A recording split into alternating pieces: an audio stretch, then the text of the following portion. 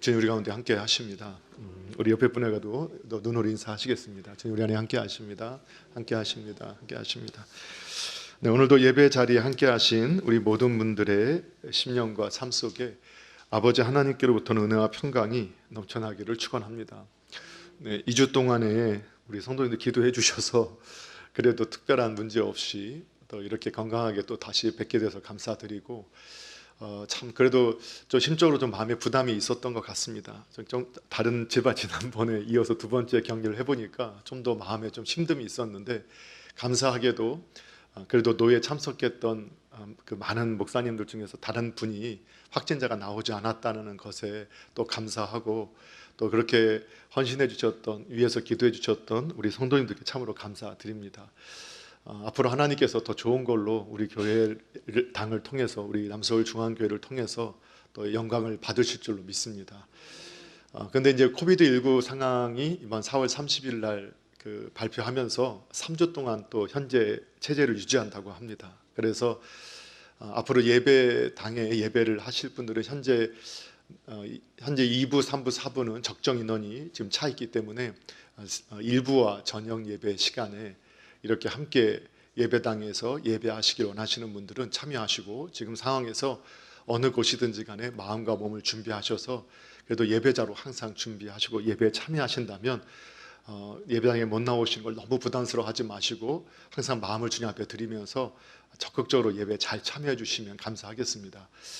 그리고 오늘 저녁에는 5월달 가정의 달 세미나를 준비하면서 우리 찬양 예배로 드려지게 되는데 우리가 그 올해 주제 찬양처럼 부르고 있는 원하고 바라고 기도합니다. 그 찬양을 작사 작곡한 민호기 목사님께서 오셔서 오늘 찬양 예배 또 간증 말씀들을 우리에게 선포하시게 되는데 또 찬양에 또 관심이 있고 또 말씀 또 예배당 안에서 하기를 원하시는 분들은 또 저녁 예배 때에 또 많이 참여해 주시면 감사하겠습니다.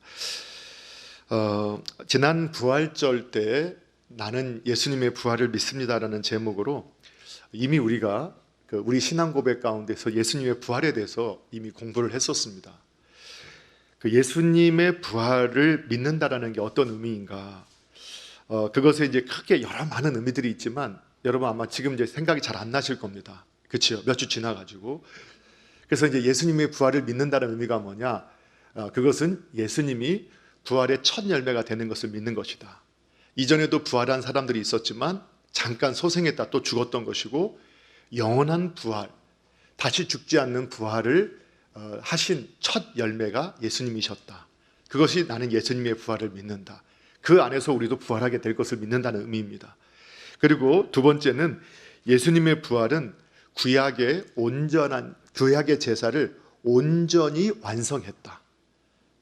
네, 그렇죠. 그래서 구약의 모든 제도, 제사는 예수님의 사역과 예수님의 모형인데 실체가 되신 예수님께서 이 땅에 오셔서 대제사장이 되시고 속죄 제물이 되셔서 하나님께서 제사를 드리셨는데 대제사장이 살아나와야만 그 제사가 완전한 예배가 되는 것처럼 예수님은 죽으셨지만 부활하시고 제물로 죽으셨지만 부활하시고 나오심을 통해서 구약의 모든 제사를 하나님 앞에 완전하게 만족하게 드리신 분이 되었다. 그래서 이제 신약 시대의 저와 여러분은 제사를 드리는 사람들이 아닙니다. 그래서 예배를 제사라고 영적인 의미로는 제사라고 표현할 수 있지만 예배를 제사라고 해서는 안 됩니다. 제사는 제물 그리고 제사장이 반드시 있어야 됩니다. 그래도 담임 목사는 제사장이 아니고 또 사실 우리 헌금은 제물이 아닙니다. 어떻게 보면 예물입니다. 하나님 앞에 감사의 표징으로 11조는 또 헌금이 아닙니다. 그냥 하나님 앞에서 우리가 성도가 교회를 섬기기 위해서 드리는 그러한 믿음의 예물들입니다. 자, 오늘 그래서 우리는 지금은 제사를 드리지 않고 예수님께서 우리를 위해서 하신 일을 믿고 감사함으로 주님을 예배하는, 그러니까 그분을 경배하는 그러한 그 모임을 하는 사람들이 예배자가 바로 저와 여러분인 것을 믿으셔야 합니다. 그래서 예수님의 부활은 구약의 모든 제사를 예수님께서 하나님이 만족하시도록 완성하여 드리셨다. 그거를 의미하는 것이다. 그 다음에 마지막 부활은 뭐였느냐? 예수님의 부활은 예수님이 죄 없이 죽으셨음을 보여주는 것이다. 그래서 우리는 하나님은 공의의 하나님이신데 공의 하나님이시기 때문에 죄에는 형벌이 있고 죄의 삭은 사망이기 때문에 죄인은 반드시 죽게 하셔서 창세기 때부터 시작해서 지금까지 예수님 오시기 전까지 모든 사람은 죄로 인해서 죽음을 당하여야 했었습니다. 그런데 예수님께서만은 죄 없이 유일하게 하나님의 뜻에 순종하셨던 분이었는데 하나님의 공의는 죄 없이 죄 없는 사람은 살게 하는 것이 하나님의 공의였기 때문에 이 땅의 재판에서는 예수님이 무고죄로 무고하게 사형에 해당하는 언도를 받고 죽임을 당하셨지만 이 세상의 재판이 최종 심판이 아니라 하늘의 재판이 최종 심판입니다.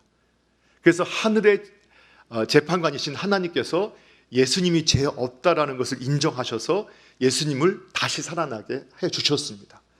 그래서 예수님의 부활은 예수님이 죄 없이 죽으셨다라는 사실을 확증하시는 것일 뿐만 아니라 그분의 죽음은 자신의 죄로 죽으신 것이 아니라 저와 여러분의 죄를 속죄하기 위한 대속의 죽음심이었다는 것을 보여주신 것이 바로 이 예수님의 부활 사건, 십자가와 부활의 사건이었다. 이걸 우리가 공부했었습니다. 이제 오늘은 이제 나는 예수님의 부활을 믿습니다. 두 번째 시간으로서 예수님의 부활이 우리의 삶에 어떠한 의미가 있는가. 그래서 그 부분을 살펴보는데 이것은 우리가 다시는 심판을 받지 않는다, 형벌을 받지 않는다는 보증이 되고 그리고 나는 예수님의 부활을 믿는다라는 그 의미는 우리의 삶 속에서 내가 죽어야만 다시 살아나게 된다라는 것을 우리에게 가르쳐 주는 것이고 또 우리 미래에 소망이 있다라는 것을 가르쳐 주는 것이다. 이런 것에 초점을 맞춰서 오늘 또 함께 살펴보겠습니다. 첫 번째는 이 예수님의 부활은 저와 여러분의 죄가 용서받았다는 것의 보증입니다. 뭐의 보증이라고요? 저와 여러분의 죄가 용서받았다. 다시 형벌받지 않는다는 거예요. 예수님의 죽으심은 죄 없이 죽으심을 선언하신 것이 바로 예수님의 죽으심이 죄 없이 죽으심을 선언한 것이 부활이라고 했습니다. 우리가 믿어야 할 것은 우리에 대한 최종 판결은 세상에 내리는 게 아닙니다. 여러분, 사람들이 우리를 어떻게 평가하든지 간에 저와 여러분에 대한 모든 평가는 최종적인 평가는 하늘에서 이루어진다는 사실을 저와 여러분이 믿으셔야 합니다. 그래서 예수님도 세상 법정에서는 죄인으로 사형을 당하셨지만 하늘 법정에서 죄가 없다고 최종 선언을 하셨기 때문에 살아서 나오실 수 있었다고 우리가 말씀을 상고했습니다. 이제 지금 예수님께서는 하늘의 재판관이 되셔서 저 하늘에서 훗날 우리 모든 인류를 판단하시고 판결하시게 될 겁니다. 그리고 그때의 판결이 인생에서 가장 중요한 판결입니다. 그런데 예수님께서 하늘에서 판결하실 때 예수님은 죄 없이 죽으신 그 죽음의 대가, 그래서 우리가 예수님이 죄 없이 흘리신 피, 그래서 그 피를 우리는 뭐라고 부른다고 했습니까? 보혈이라고 부른다. 보배로운 피. 그러니까 예수님의 피가 왜 보배로운 피라고 하느냐, 이것조차도 우리가 정리를 딱 안 해놓으면 그냥 보혈이라고 우리가 습관적으로 찬성할 때도 보혈 능력이 있다 하니까 그냥 보혈 하지만 왜 보혈이냐라고 하면 그냥 보배로운 피니까요. 근데 성경적에 보면 죄 없이 흘리신 피기 때문에, 죄인이 흘린 피는 죽음의 피예요. 썩은 피예요. 그런데 예수님의 피만은 죄 없이 흘린 피이기 때문에 그 무죄한 피를 우리는 보혈이라고 부른다고 했습니다. 그리고 그분의 죽으심은 저와 여러분의 대속에 의한 죽음이기 때문에 예수님은 그 무죄하심에도 불구하고 흘리신 그 피값으로 저와 여러분을 값주고 사셨다라고 성경이 말씀해 주고 있는 겁니다.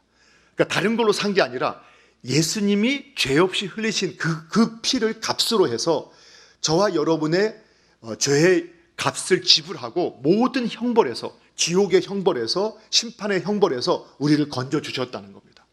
그거를 성경에서 사도 바울은 에베소서 1장 7절에서 이렇게 말씀하고 있어요. 같이 한번 읽어보도록 할게요. 시작.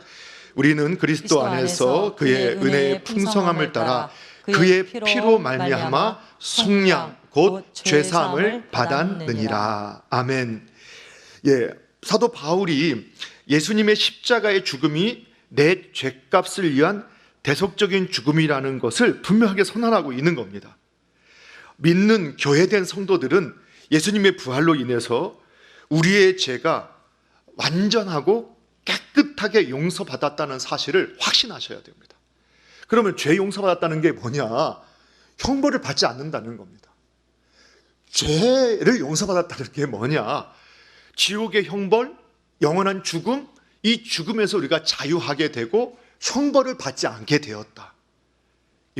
예수님께서 그 형벌을 다 받으셨기 때문에, 죄값을 지불하셨기 때문에, 그래서 그 피로 속량, 죄삼을 받았다. 이렇게 사도 바울은 선언을 하고 있어요. 그 사실을 믿었던 사도 바울은 로마서 8장 1절 2절에서 뭐라고 고백했느냐? 그러므로 이제 그리스도 예수 안에 있는 자에게는, 저와 여러분에게는 뭐가 없다고요? 결코, 성경 말씀 띄워주십시오. 결코 정죄함이 없다. 결코 정죄함이 없다. 이는 그리스도 예수 안에 있는 생명의 성령의 법이 죄와 사망의 법에서 너를 해방했기 때문이다. 모든 죄와 사망의 법에서, 그리고 죄의 형벌에서 저와 여러분을 건져주셨어요. 그 사도 바울은 뭐라고 고백하느냐? 나는 나도 정죄하지 않겠다. 정말 놀라운 고백이에요. 여러분, 그래서 우리가 정말로 예수님의 부활을 믿고 그분을 나의 주 나의 하나님으로 믿게 된다면 저와 여러분은 이 죄의 형벌에 대한 두려움을 가지셔서는 안 돼요. 그리고 죄책감과 수치심에 있어 살아서는 안 됩니다.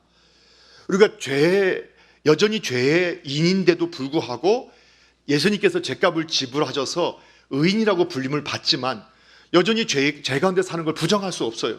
그러면 우리가 연약하고 부족하고 또 우리가 믿음이 약해서 정말 그 죄를 또 짓는다 하더라도 그것을 가지고 자기를 저주하거나 비난하거나 또는 자기를 정죄해서는 안 되고 어떻게 해야 되냐? 불쌍히 여기고 그 죄책감과 나 같은 놈은 쓸모없어, 나 같은 이렇게 쓸모없어 이렇게 말하지 마시고 빨리 예수님께 나아가서 회개하셔야 된다는 거예요.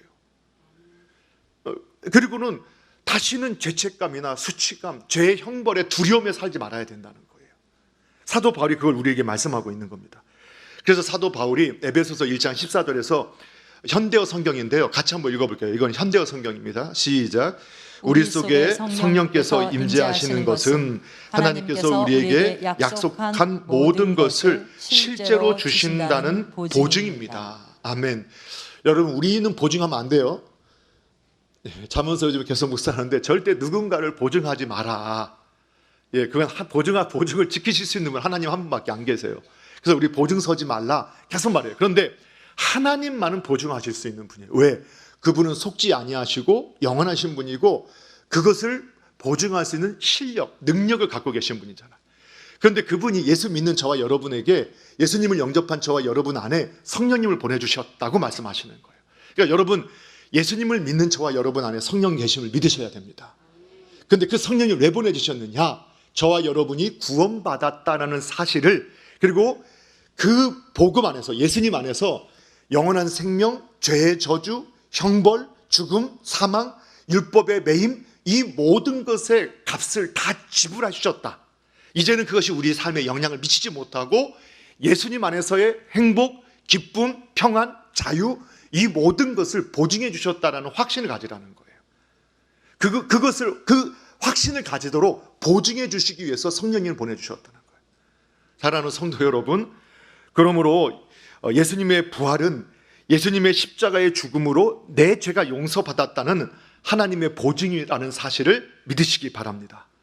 그래서 여러분, 저와 여러분의 지은 과거의 죄, 그리고 아담 때부터 있었던 원죄, 그리고 지금 짓고 있는 죄, 그리고 미래에 연약해서 실수해서 짓는 죄도 우리 주님이 다 이미 용서해 주셨음을 믿으셔야 합니다.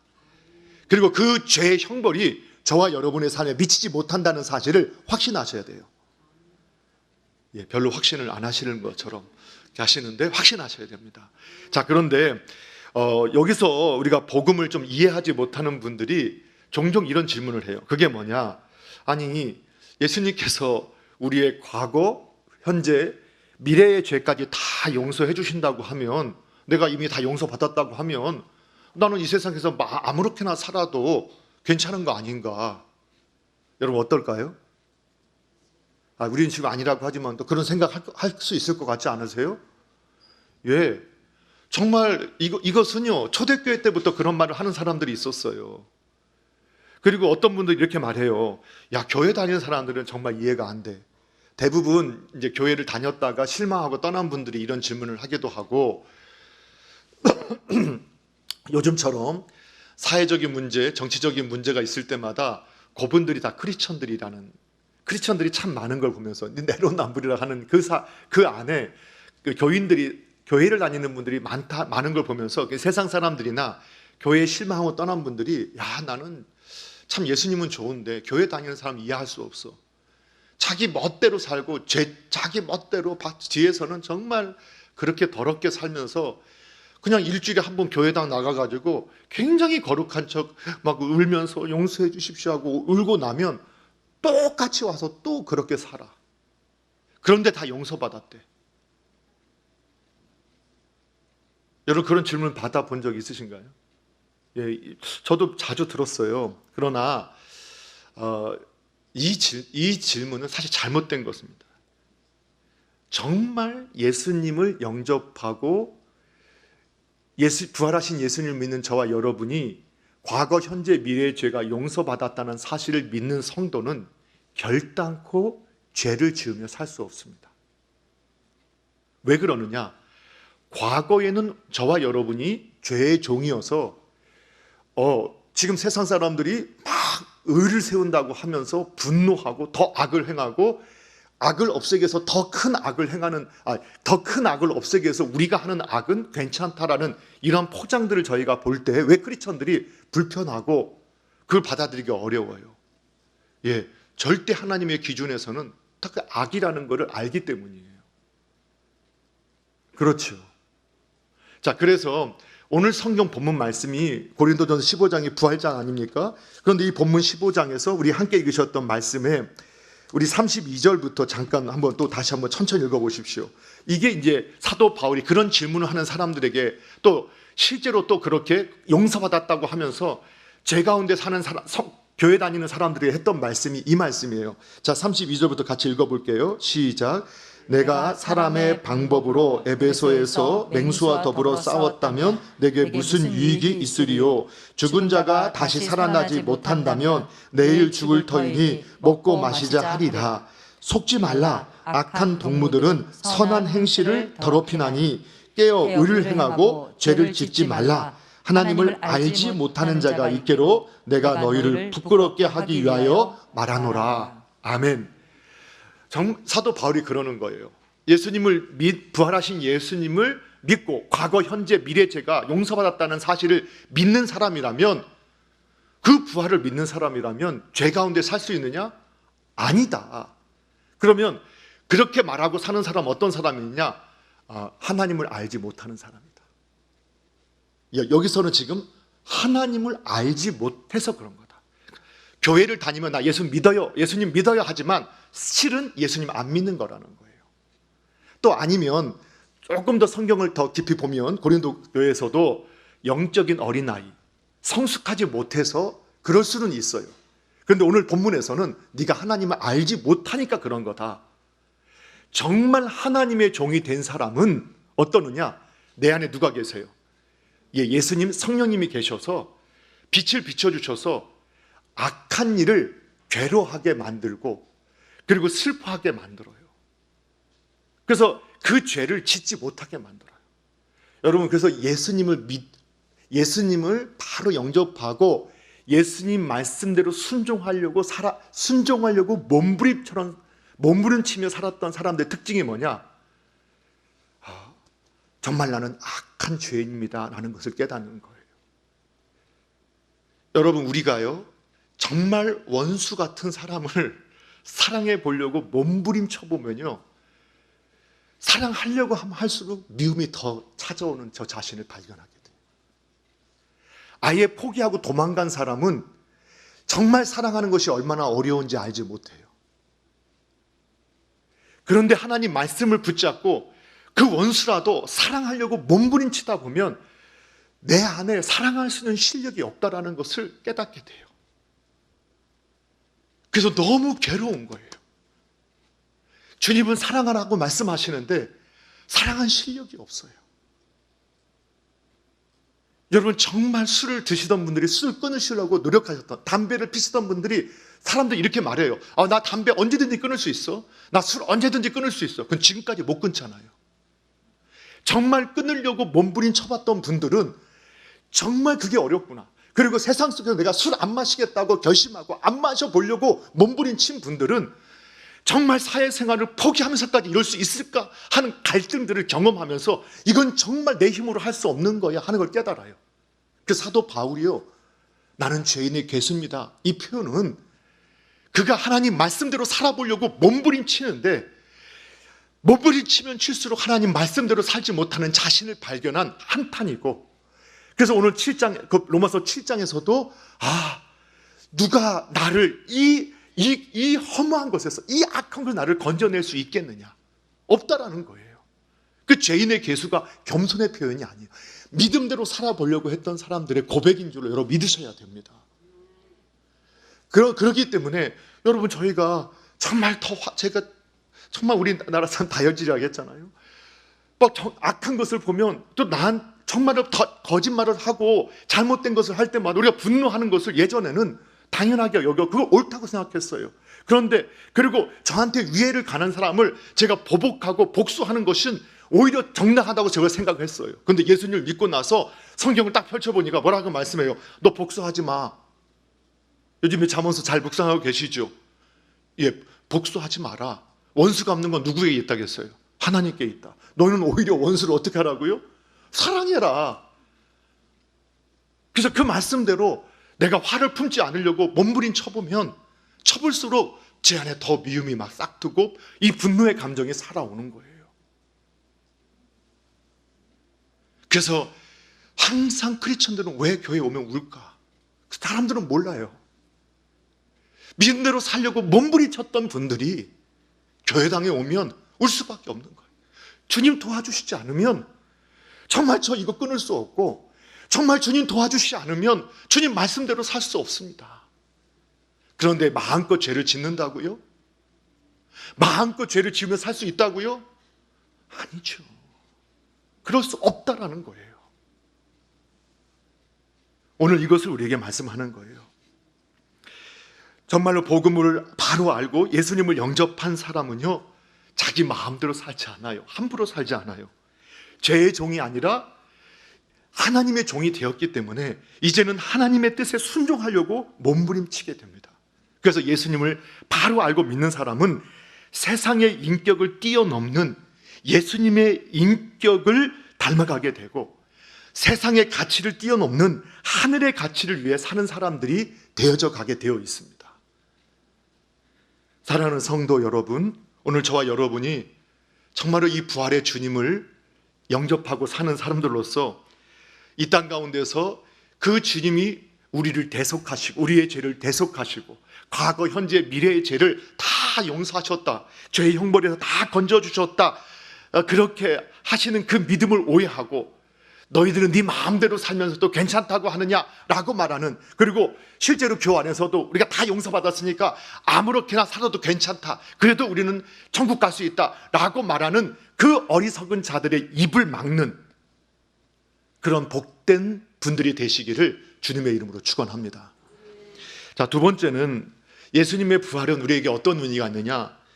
내가 죽어야 부활에 참여하게 된다, 진정한 부활에 참여하게 된다는 것을 가르쳐 주는 겁니다. 자, 우리가 이미 앞서 똑같은 내용이에요. 예수님의 부활은 우리가 죄에서 해방되었다는 것을 보증해 주는 것이다. 우리가 말씀을 상고했습니다. 그래서 아담이 타락한 이후에 모든 사람은 죄인으로 출생했고 죄의 종으로 태어났습니다. 그러나 예수님의 부활을 믿는 저와 여러분은 더 이상 죄의 종노릇 할 수 없게 되었다고 했습니다. 왜? 하나님의 백성이 되었기 때문입니다. 오히려 하나님의 종으로 거룩하게 사는 자가 되었습니다. 이제는 자유롭게 죄를 짓지 않는 자유로운 사람이 되게 되었습니다. 앞서 말씀드렸던 것처럼 예수님의 그 인격을 닮아가고 성령님의 열매를 맺는 그런 삶을 살아가는 존재가 되었습니다. 땅의 가치를 위해 사는 사람이 아니라 하늘의 가치를 위해서 살아가는 사람들이 되어졌다는 겁니다. 그래서 우리가 예수님을 믿고 또 예수님 하나님의 백성이 된 저와 여러분이 우리가 교회당을 짓고 또는 교회당을 사고 하나님의 또 함께 서로 모여서 예배하고 서로 가르치고 헌금을 드리고 그것을 통해서 서로 섬기고 봉사를 하며 서로를 세워가는 이러한 일들을 왜 합니까? 바로 이것은 우리가 하나님의 종으로서 하나님의 뜻을 알기 때문에 이 땅 가운데 하나님의 나라와 하나님의 그 뜻을 세우기 위해서 지금 그렇게 우리가 살아가고 있는 것 아닙니까? 그래서 교회는요, 어떤 환경과 상황 가운데서도 어떻게 하느냐? 반드시 교회된 저와 여러분, 교회는 우리 교회당을 남서울 중앙교회당 건물을 말하는 게 아니라 저와 여러분, 교회된 저와 여러분은 어떻게 살아야 되느냐? 어떠한 상황과 환경 가운데서도 복음적인 삶을 살아야 합니다. 예, 복음적인 삶. 그리고 그 삶을 통해서, 그리고 직접적인 전도를 통해서 하나님 나라를 세우고 또 하나님의 나라를 전파하는 그 일을 사명으로 감당할 수 있어야 합니다. 근데 그러기 위해서 앞서 말씀드렸던 것처럼 우리 힘으로 안 되는 걸 우리가 깨달아야 한다는 거예요.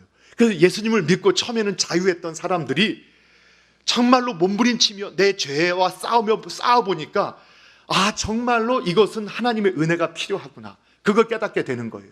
그래서 여러분 갈라디아서 2장 20절에서 우리가 어떻게 살아야 하는가를 보여주고 있는데 성경 공부 많이 하셔서 다 외우고 있는 말씀이에요. 근데 외우라고 하면 떨리니까 같이 한번 읽어보겠습니다. 함께 읽겠습니다. 시작. 내가 그리스도와 함께 십자가에 못 박혔나니 그런즉 이제는 내가 사는 것이 아니요 오직 내 안에 그리스도께서 사시는 것이라. 이제 내가 육체 가운데 사는 것은 나를 사랑하사 나를 위하여 자기 자신을 버리신 하나님의 아들을 믿는 믿음 안에서 사는 것이라. 아멘. 예, 사도 바울이 희한한 고백을 해요. 자꾸 이런 말씀을 들을 때 상징적이다, 이게 아닙니다. 실제라고 믿는 거예요. 사도 바울이 십자가에 예수님과 함께 못 박힌 적이 없어요. 그런데 내가 그리스도와 함께 십자가에 못 박혔다. 예, 근데 사도 바울 그걸 실제 경험으로 고백하고 있어요.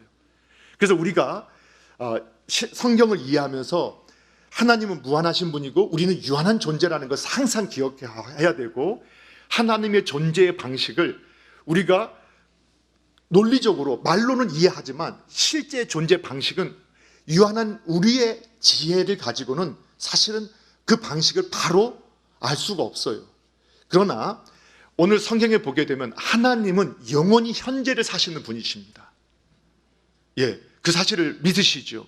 하나님은 영원히 현재를 사신다. 이 말은 오늘 지금 이 자리에 우리 하나님이 예배를 받고 계세요. 그런데 2000년 전 예수님이 십자가에 못 박히실 때 그 하나님은 오늘 여기에 계신 하나님과 우리의 시간으로 2000년 전에 계신 하나님은 동일하신 현재 하나님이신 것을 믿어야 하는 것이에요.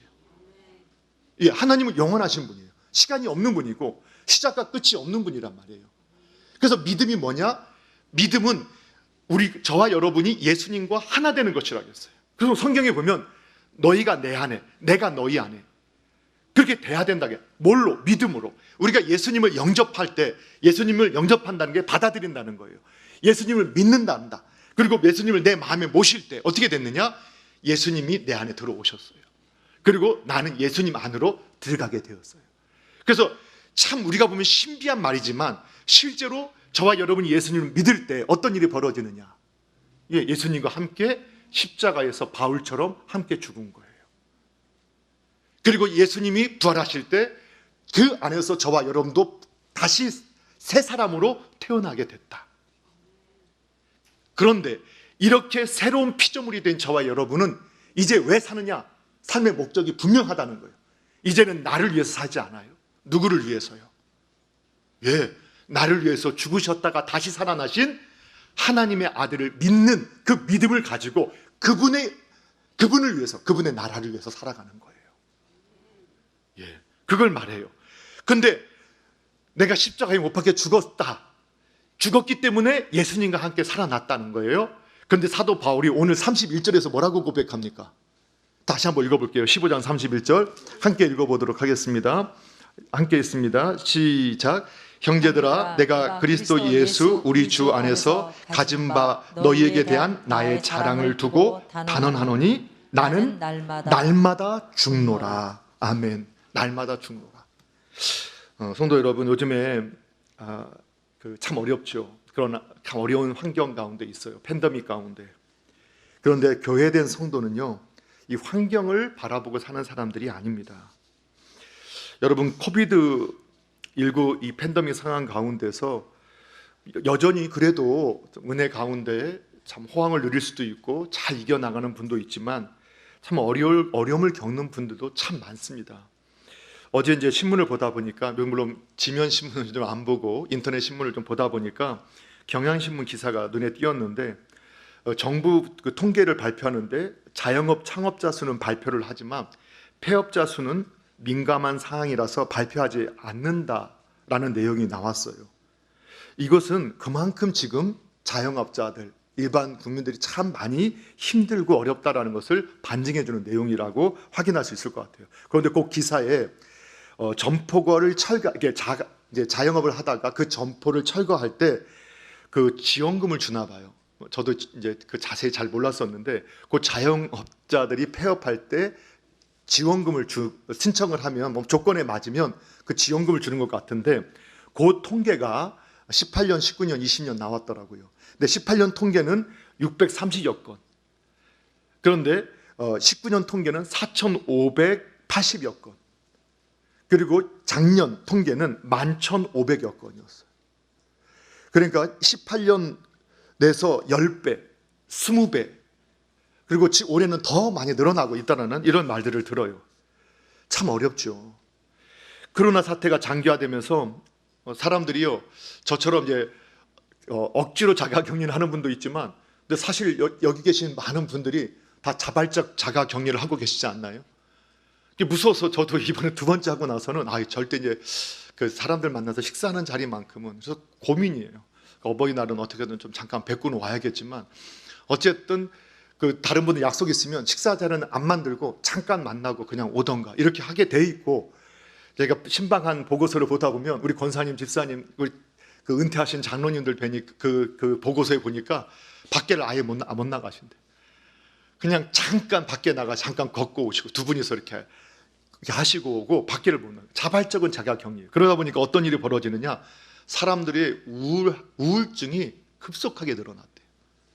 그리고 불안감이 증폭하면서 분노 게이지, 이게 늘어나가지고요, 요즘에 그 코로나 블루, 코로나 레드, 여러분 많이 들어보셨죠?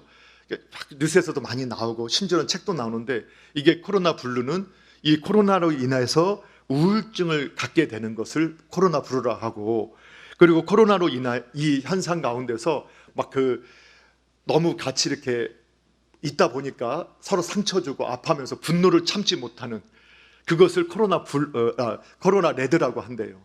자, 이러한 상황 가운데 있어요. 그런데 이 상황은 오늘 저와 여러분도 그대로 겪고 있어요. 똑같이.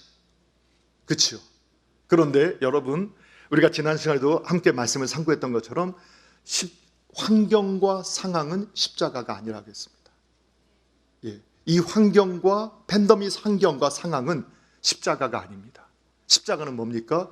그 환경 가운데서도 주님의 뜻에 따라 내 정욕을 죽이고 하나님의 뜻에 순종하는 삶, 이것이 십자가라고 했죠. 그래서 여러분, 여러분 저와 여러분도 이제 같이 있다 보니까 그런 말 많이 듣잖아요, 그렇죠? 뭐 저도 이제 보니까 저는 이렇게 집에 혼자 갇혀 이번에 있는데 그 아내는 이렇게 잘 이렇게 나갈 수 있잖아요. 그 나갔다가 뭘 갖고 좀 생각해서 뭐 사다 주면 너무 고맙고 한데, 그런데 이제 좀 안 챙겨주면 막 짜증이 나는 거예요. 사실 짜증낸 이유가 뭐 있어요? 저 욕하면 다 하는데. 그런데 그런 마음이 제 안에 있는 거예요. 참 언제나 보면 제 안에 이 죄의 본성, 나는 이렇게 하고 여기도 불편하고 저것도 불편하고 이런데,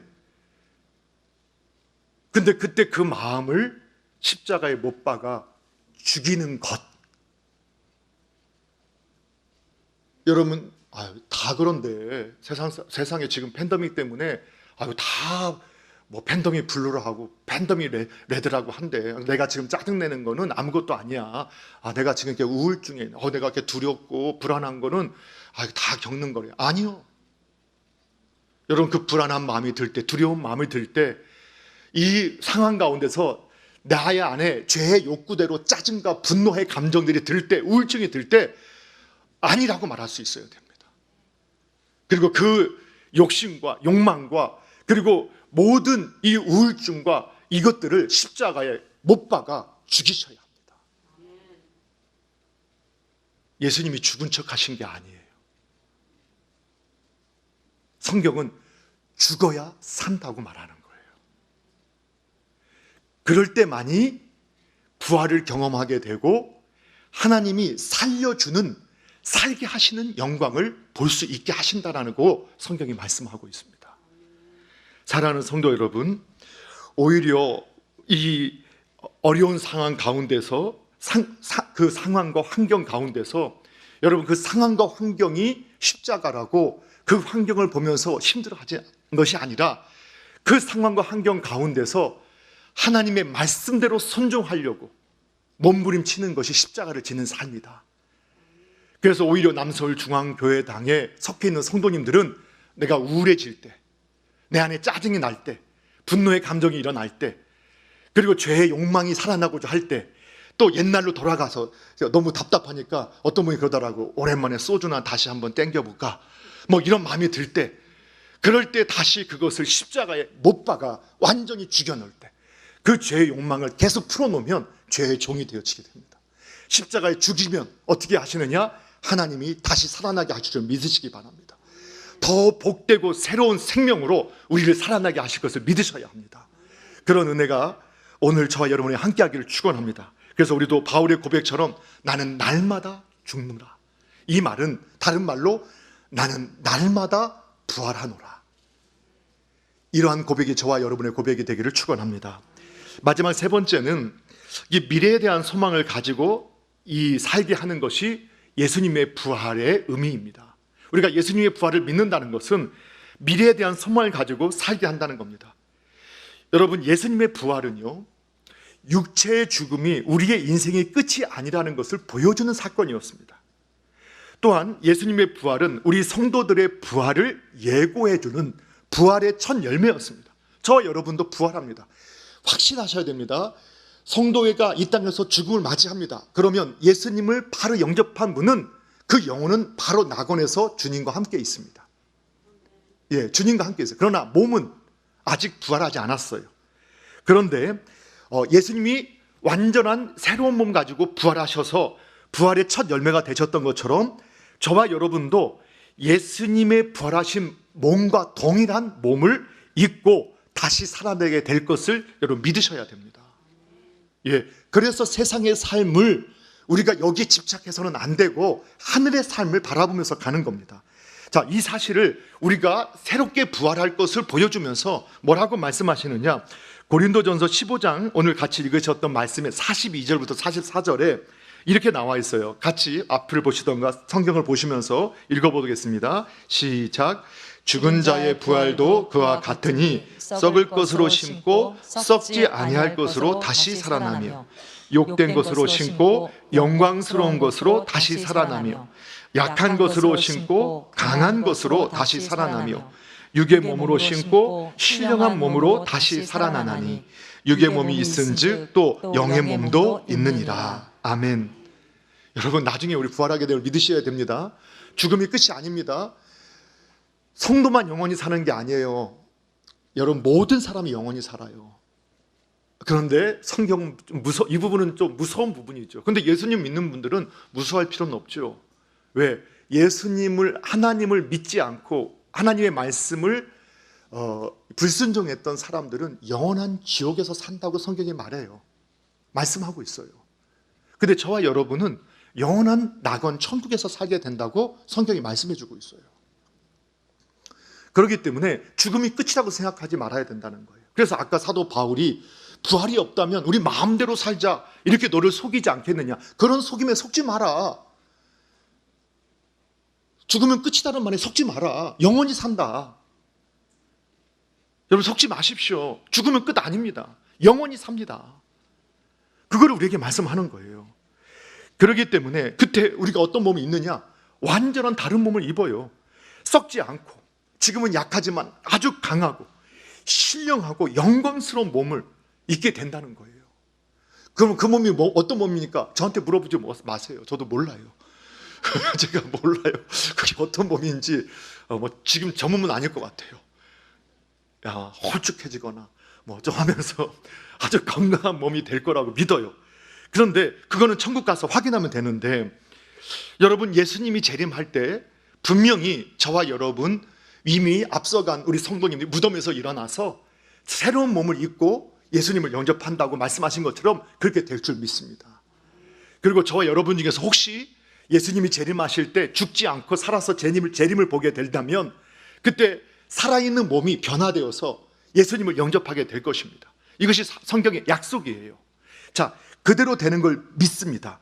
그런데 이런 소망을 가지고 살 수 있는 근거가 뭐냐? 예수님의 부활이 있기 때문입니다.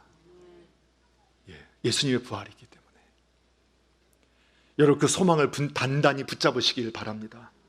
그래서 우리가 세상에서 그러면 마음을 비우고 그렇게 그냥 사는 게 그게 아니에요. 오히려 더 하나님 나라를 품고 열정을 다하고 열심히 살아야 되지만, 그러나 세상이 마치 영원한 것처럼, 세상에서 삶이 전부인 것처럼 살지 말라는 겁니다. 여러분 아멘이시죠? 자, 그런데 이제 우리가 이 재림, 우리가 몸이 변화된다는 것에 있어서 많이 듣는 질문 중에 하나가 그것이 있어요. 그게 뭐냐면, 지금은 좀 많이 수그러들었는데 한참 우리 그 나라가 묘지가 부족하다 보니까 화장을 장려하기 시작했습니다. 그때 교회 안에서도, 그 신학교에서도 화장을 하는 게 성경적이냐 아니냐를 가지고 많은 논쟁이 있었어요.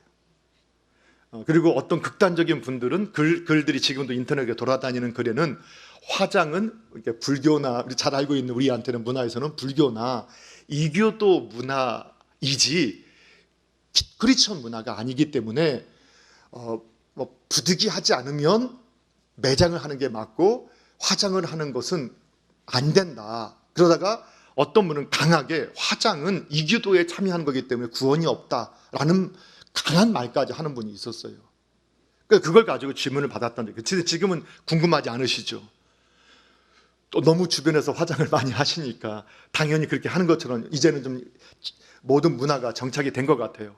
초창기에. 근데 지금도 혹시 이제 검색해 보면 그렇게 주장하는 분들이 있어요. 그런데 여러분 이 성경에 보게 되면 그리고 이 교회사에 보게 되면 신실하게 하나님을 섬겼던 종들이 순교를 당하는데 화형을 당한 사람들이 있어요.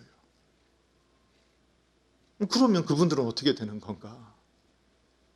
그리고 또 한 가지, 절대로 우리가 확신을 가져야 되는데, 천국 가고 지옥 가고 구원은 화장을 하고 매장을 하는 결과에서 바뀌는 게 아니에요. 행위로 바뀌는 게 아니에요.